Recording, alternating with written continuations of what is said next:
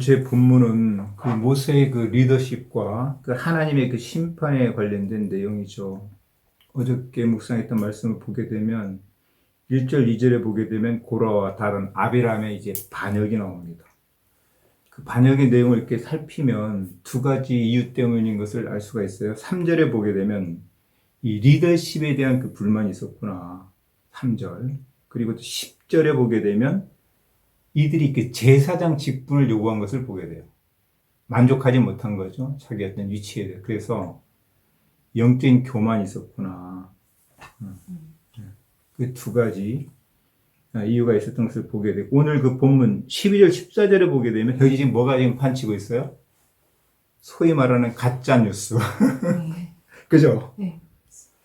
13절에 보면 모세가 스스로 왕이 되려 하느냐, 저는 그런 생각도 없는데. 그리고 14절에 보게 되면 사람들의 뭐 눈을 빼려 하느냐, 전혀 그렇지 않는데, 이런 상황 속에서 모세의 반응이 나오고 그 하나님과 대화식으로 이렇게 그 진행되는 것을 이렇게 보게 되는데요.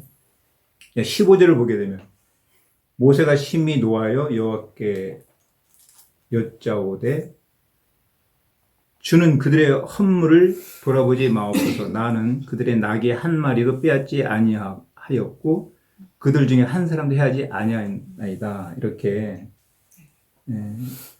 하나님께 나가죠. 그러니까 모세도 분노를 했어요. 그죠? 황당하잖아요, 지금 상황이.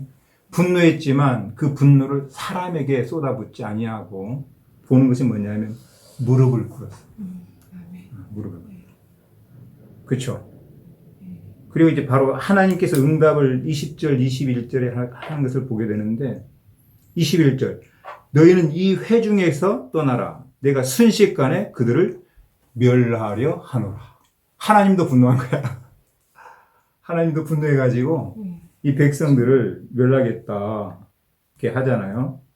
그런데 이때 그 22절 보게 되면 두 사람 아론과 모세죠. 이 두 사람이 엎드려 이르되 하나님이여 모든 육체의 생명의 하나님이 한 사람이 범죄하였거늘 온 회중에게 진노하시나이까. 이렇게 좀 중보 기도하는 것을 보게 돼요. 즉, 온 회중에게 진노하시면 안 됩니다. 한두 사람이 이제 범죄했는데, 이 중보 기도자의 어떤 그 모습을 보게 되는데, 그래서 하나님께서 응답을 24절에 보게 되는데, 너희는 고라와 다단과 아비나 장막에서 떠나라. 이제 심판을 하겠다는 거죠. 여기서 묵상하면서 이렇게 보는 것은, 리더십은 하나님과 대면하는 자이구나. 어떤 오해와 그리고 모함 혹은 배반이 있을 때, 저도 그런 경우를 좀 경험을 했거든요. 이 분노가 끓어오를 때, 이럴 때, 이 싸움인 것 같아요. 이 싸움에서 사람에게 쏟아붓느냐 아니면 그 순간에 무릎을 꿇느냐. 무릎을 꿇는 거죠. 하나님의 얼굴을 구하고 일단 이런 상황들을 알리고 그리고 하나님께 이렇게 여쭙고 그 응답을 받아내는 것. 그것이 참된 어떤 리더의 모습인 것을 보게 됩니다. 내가 왕이 아니라 하나님이 왕이다.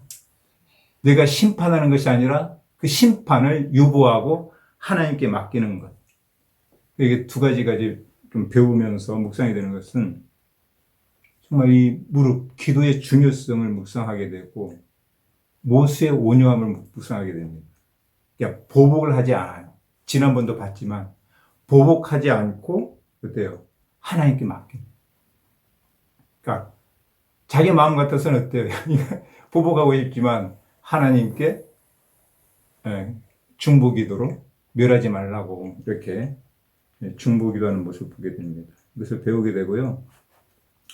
다음으로 이제 모세는 이제 하나님께 이제 무릎을 꿇었잖아요. 그 다음 응답받은 메시지가 있었습니다. 24절을 보게 되면 회중에게 명령하여 이르기를 너희는 고라와 다단과 아비람이 장막 사방에서 떠나라 하라. 이제 심판하겠다는 거죠. 그래서 30절에 보게 되면 그 메시지를 선포하는 것을 보게 돼요. 만일 여호와께서 새 일을 행하사 땅의 입을 열어 이 사람들과 그들의 모든 소유물을 삼켜 산채로 수월에 빠지게 하시면 이 사람들이 과연 여호와를 멸시한 것인 줄을 너희가 알리라. 과감하게 하나님의 메시지를 선포하는 것을 보게 됩니다. 아주 힘있게 선포하고 있는 거죠. 이 말씀을 묵상하면서 하나님이 함께 하시기 때문에 그리고 그 메시지를 이루실 하나님을 신뢰하는 모습을 보게 됩니다. 아멘이 돼요? 그러니까 하나님의 사역자는 혹은 우리가 설교할 때도 마찬가지인데 내 말을 하는 것이 아니라 하나님의 말, 하나님의 말씀을 선포하고 그 말을 하는 자가 되어야 한다. 아멘이죠? 왜 그러냐면 하나님의 말씀이 능력이기 때문에 그렇습니다.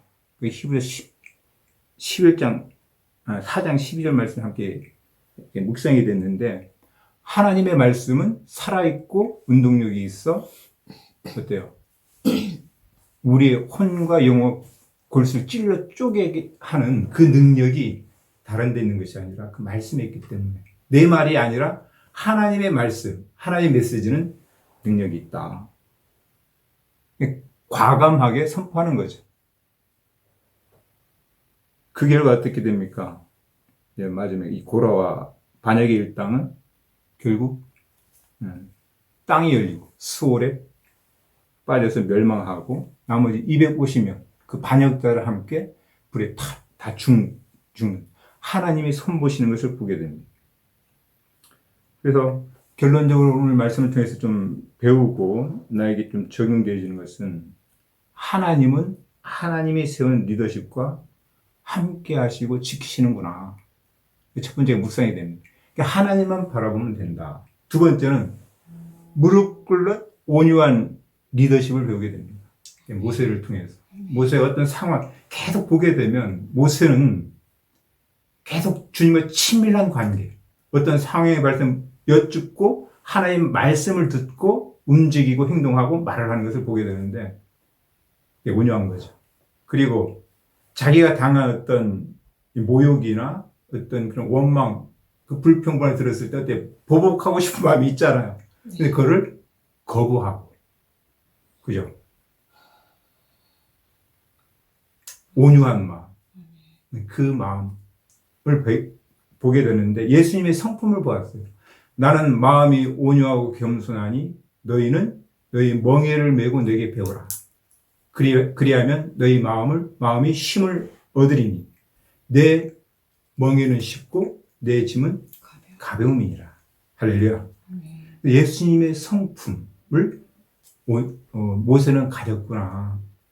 그래서 이 성품, 그 리더십 가운데 이 온유를 배우게 됩니다.